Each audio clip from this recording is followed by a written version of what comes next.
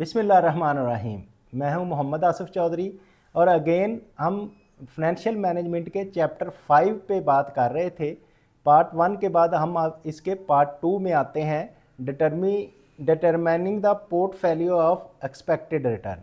कि पोर्टफोलियो ये पहले तो हम ये बात करते हैं कि पोर्टफोलियो क्या होता है। पोर्टफोलियो ये होता है, बाज़-औक़ात कुछ पर्सन जो हैं वो परचेज़ करते हैं सिंगल सिक्योरिटीज़। वो ये लेते हैं कि ये सिक्योरिटीज़ है, बढ़ रही है, कम हो रही है, उस पर ही फोकस रखते हैं। लेकिन कुछ लोग ये करते हैं कि कुछ वो जिसमें ज़्यादा स्पेकुलेशन होती है, ज़्यादा रिस्क होता है, कुछ सिक्योरिटीज़ वो ले लेते हैं, कुछ वो लेते हैं जिनमें कम रिस्क होता है, और कुछ वो ले लेते हैं किसी में जिसमें बिल्कुल रिस्क नहीं होता। तो इसी तरह से वो वर्स इनडिफरेंस और इस तरह के सारे मिला के तो वो अपना पोर्टफोलियो बना लेते हैं ज़्यादा सिक्योरिटीज़ को मिला के। अब जब ज़्यादा सिक्योरिटीज़ को मिलाएंगे तो फिर ज़ाहिर है उन्होंने अपनी टोटल रिटर्न की बात करनी होगी या टोटल रिस्क की बात करनी होगी। तो इसमें हम कैलकुलेशन करेंगे टोटल रिस्क और टोटल रिटर्न्स की।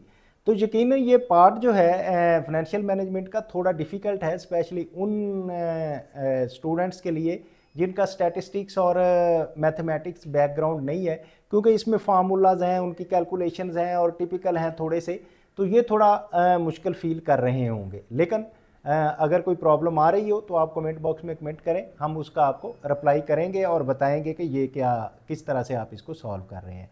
तो अब हमने डिटरमिन करना है पोर्टफोलियो एक्सपेक्टेड रिटर्न। पहले हम सिंगल सिक्योरिटी के रिटर्न की बात कर रहे थे, अब हम कर रहे हैं पोर्टफोलियो में। जब आप पोर्टफोलियो में रिटर्न की बात करेंगे तो उसमें डिफरेंट आपके पास सिक्योरिटीज़ आएंगी, 1 2 3 4 5 7 जितनी भी आपने ख़रीदी होंगी।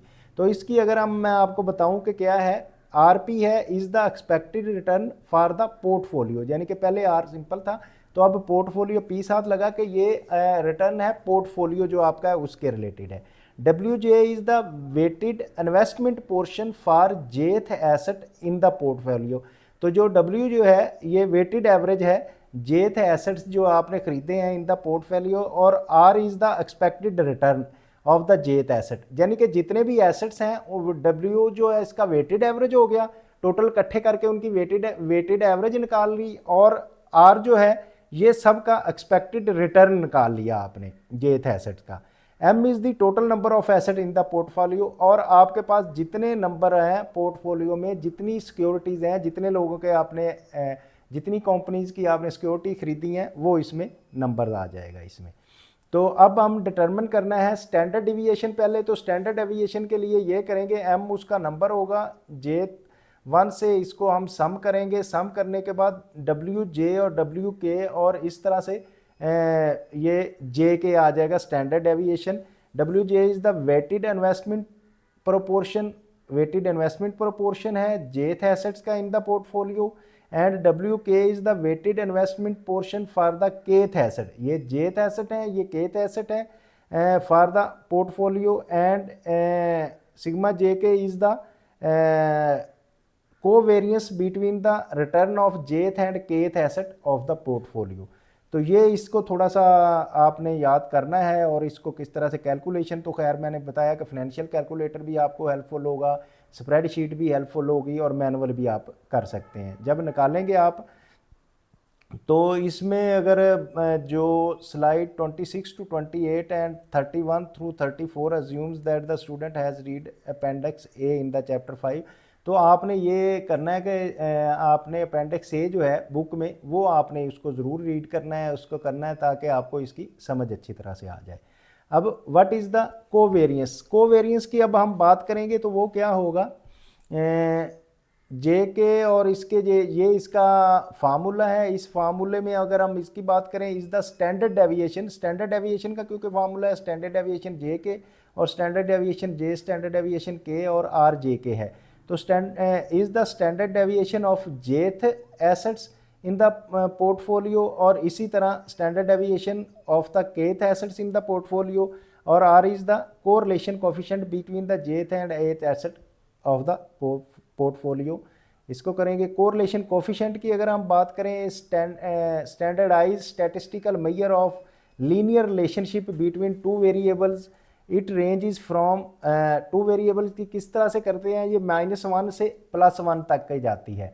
तो अगर तो -1 होगी इसकी तो वो परफेक्टली नेगेटिव होगा कोरिलेशन, और अगर 0 होगी तो नो कोरिलेशन होगा, अगर वो +1 होगा तो परफेक्टली पॉजिटिव कोरिलेशन होगी। जो -1 से +1 तक की जाती है, तो -1 में नेगेटिव और +1 में परफेक्ट पॉजिटिव और 0 में ये नो कोरिलेशन होगी। अब वेरियंस कोवेरियंस मैट्रिक्स की अगर बात करें, ए 3 एसेट्स पोर्टफोलियो, अब हम बात कर रहे हैं 3 एसेट्स का पोर्टफोलियो उसने बनाया है, रो 1, रो 2 और रो 3। इनके अब हम फार्मूलाज लगाएंगे कॉलम्स में सब के। तो standard aviation J K is the covariance between the return for the jth and kth asset of the portfolio आ जाएगा, और पोर्टफोलियो तो हमें उसका रिजल्ट इस तरह से मिलता है। तो portfolio risk and expected return की अगर मैं एग्जांपल्स की बात करूं तो जाहिर है आपको रिस्क भी उसमें है और रिटर्न भी है। तो क्या करेंगे, you are creating a portfolio of stock D, आपने लिया, एंड स्टॉक बी डब्ल्यू लिया फ्रॉम द अर्लियर, एक स्टॉक डी ले लिया। You are investing $2000 in stock B W and $3000 in stock D. Remember that the expected return and standard deviation of stock BW is 9% and 13.5% respectively, कि एक का 9% है और का 13.5% है। The expected return and standard deviation of stock D is 8% and 10.6% respectively.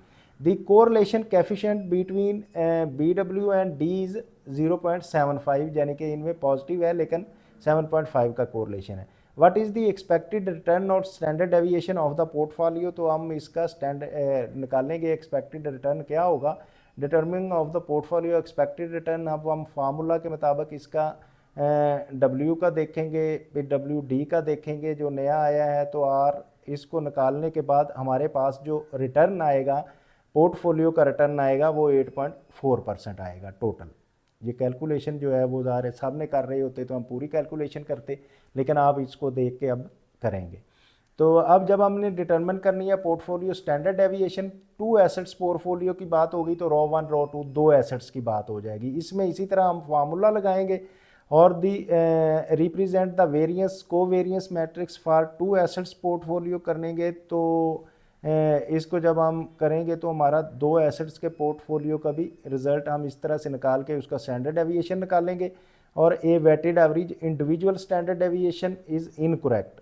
ठीक है, तो ये वेटेड एवरेज इनकरेक्ट है, तो करेक्ट क्या होगा, हम इसमें स्टॉक सी स्टॉक डी पोर्टफोलियो रिटर्न हम उसका कितना आ रहा है, स्टैंडर्ड डेविएशन कितना आ रहा है और कोवेरियंस कितना आ रहा है।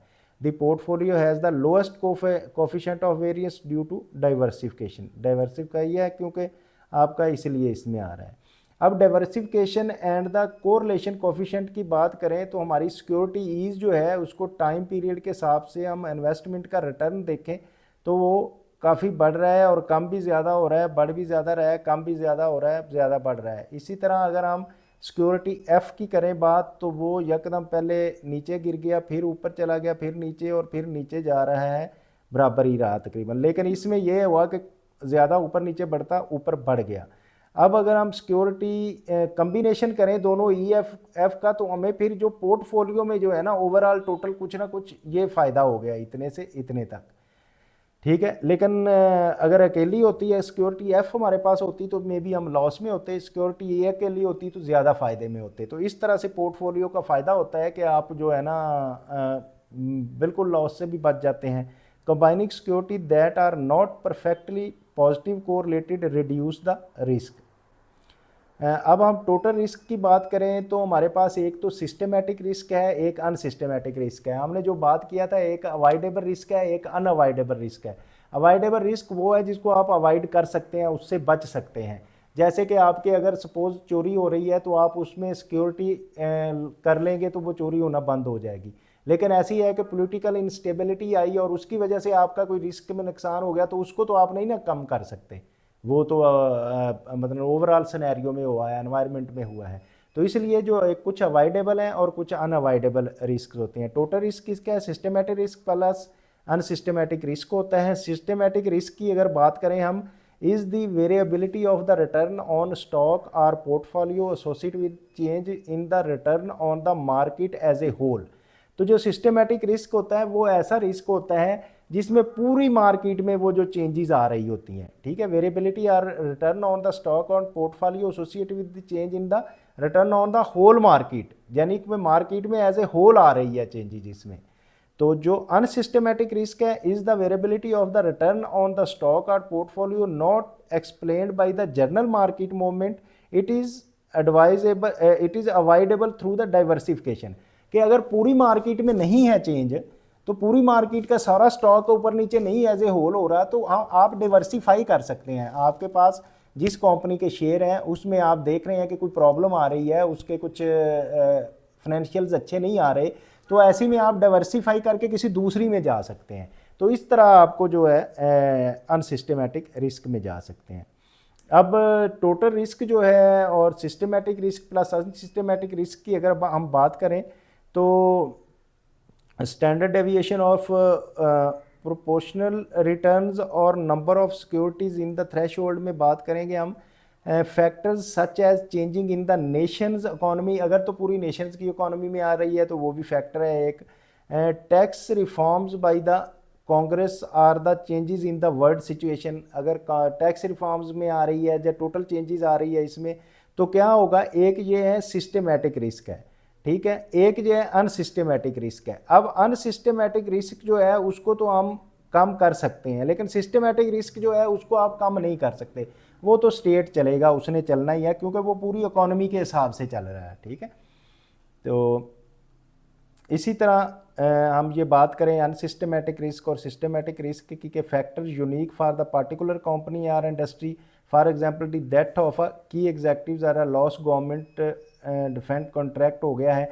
तो अब अनसिस्टमेटिक जो है ये क्योंकि अकेली है, पहली जो हम बात कर रहे थे वो हम कर रहे थे कि गवर्नमेंट की चेंजेस आई हैं, तो टोटल आर जो है ना सिस्टमेटिक रिस्क है, ये इसको आप अवॉइड कम कर सकते हैं। अनसिस्टमेटिक रिस्क है इसमें जब वो कुछ स्पेसिफिक कंपनीज के साथ हुआ है तो उसमें फिर जो अनसिस्टमेटिक रिस्क है उसमें आप डाइवर्सिफिकेशन ला सकते हैं। तो ये थी बेसिकली।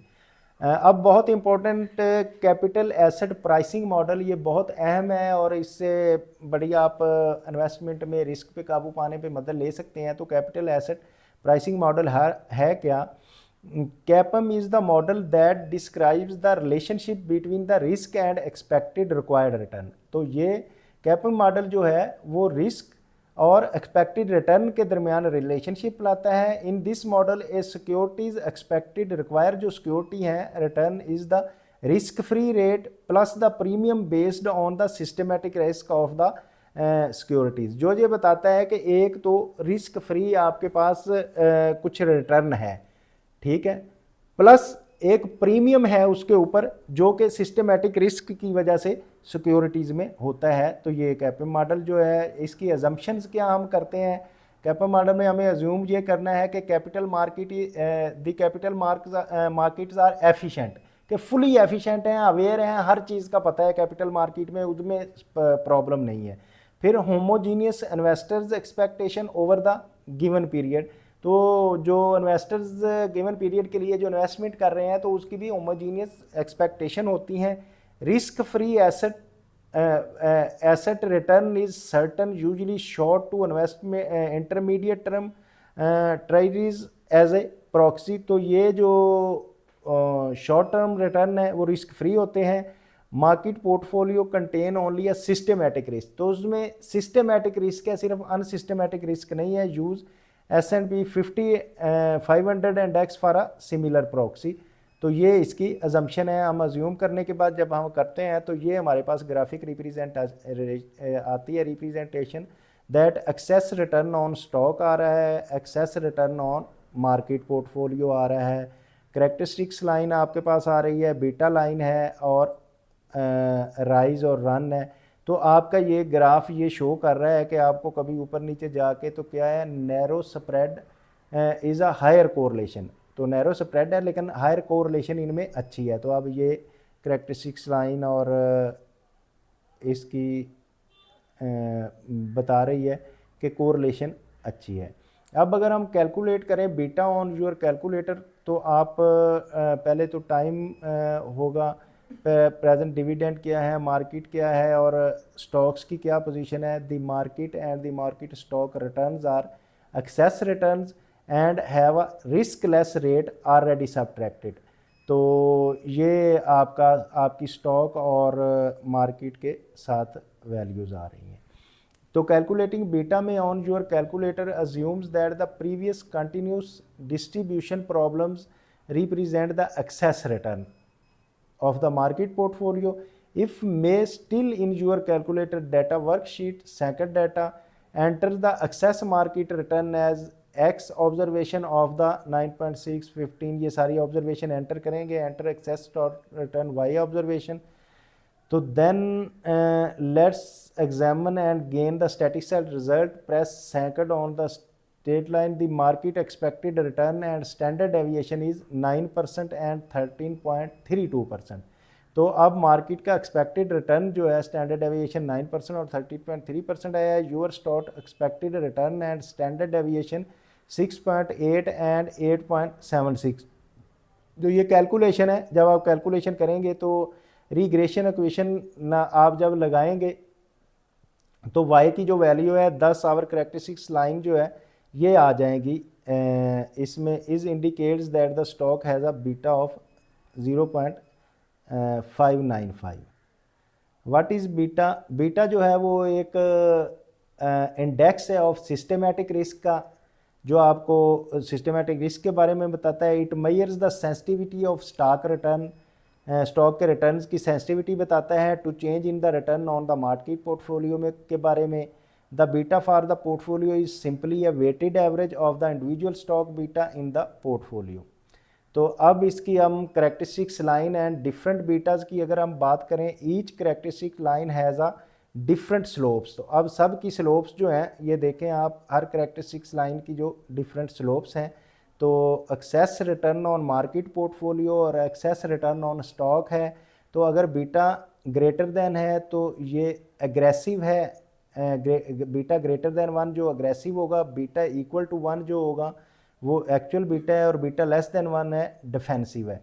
तो बीटा इक्वल जो है वो 1 जो है वो प्रॉपर है। तो इसी तरह हम सिक्योरिटी मार्केट लाइन SML की बात करें तो इसमें RJ is equal to RF, BJ B RM minus RF क्या है, RJ is the required rate of return for stock, जो रिक्वायर्ड रेट ऑफ रिटर्न है। RF is the risk free rate of return है, और BJ is the beta of stock, J मई systematic risk of stock J है, RM is the expected return of the market portfolio है।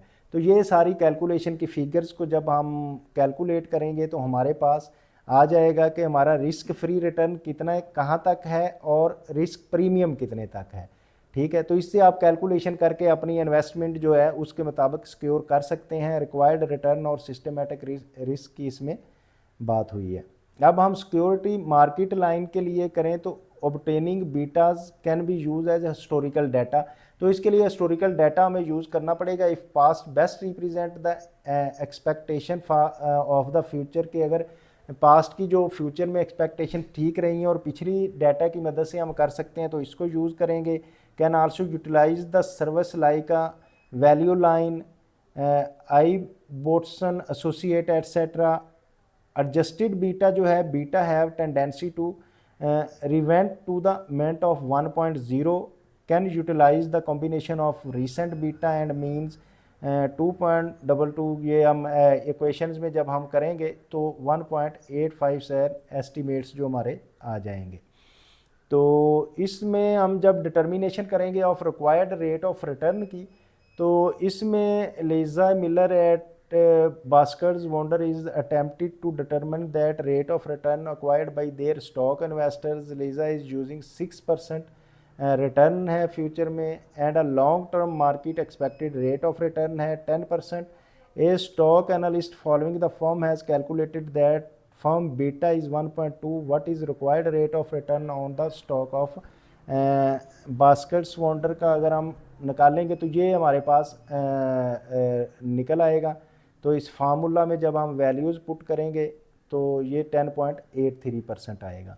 The required rate of return exceeds the market rate of return and BW's beta exceeds the market ये है। तो ये थोड़ी सी calculation है, थोड़ी difficult है। जब पढ़ाने में कैलकुलेशन असल में करने से वो ज़्यादा क्लियर होती है, लेकिन मैं कोशिश तो की है कि इससे भी आपको क्लियर हो जाए, लेकिन थोड़ा आपको इस पर मेहनत ज़्यादा करनी पड़ेगी। Determination of intrinsic value of BW की क्या थी? Lisa Miller BW is also attempting to determine the intrinsic value. Intrinsic value वो जो है जिस वैल्यू पे वो परचेज कर रहे थे of the stock, she is using two constant growth model. Lisa estimates that the dividend next period will be $0.5 and BW will grow at the constant rate of 5.8%। यानी कि उसको डिविडेंड भी मिलेगा और ग्रोथ भी आएगी। The stock is currently selling at $15 में। तो अब वो इंट्रेंसिक वैल्यू जिस वैल्यू पे उसने ख़रीदा है वो क्या वैल्यू होगी? तो what intrinsic value of stock is the stock over the underpriced. तो हम इसकी वैल्यू कैलकुलेशन करेंगे इंट्रिंसिक वैल्यू की, dividend divided by this, and आ जाएगा कि इंट्रिंसिक वैल्यू $10 थी जो कि आज $15 में हो रहा है। तो इसका मतलब है ठीक जा रहा है। Stock is over valued as the market price is $15, exceed the intrinsic value is $10। तो सिक्योरिटी मार्केट लाइन की अगर हम बात करें तो हमारे पास स्टॉक एक्स अंडर प्राइस्ड है और स्टॉक वाई ओवर प्राइस्ड है। हम स्टॉक एक्स में करेंगे तो ये अंडर प्राइस्ड है, स्टॉक वाई जो है ओवर प्राइस्ड है। तो अब डायरेक्शन ऑफ मूवमेंट अगर हम देखें, क्योंकि सिस्टमेटिक रिस्क बीटा और रिक्विजिट रिटर्न हमारे पास है, तो इसमें अब जब दोनों के दरमियान से जाएगी तो ये हमारी, क्योंकि सिक्योरिटी लाइन बताती है हमारा पोर्टफोलियो की पोजीशन, तो पोर्टफोलियो है तो हमें बेटर पोजीशन उसकी नज़र आ जाएगी।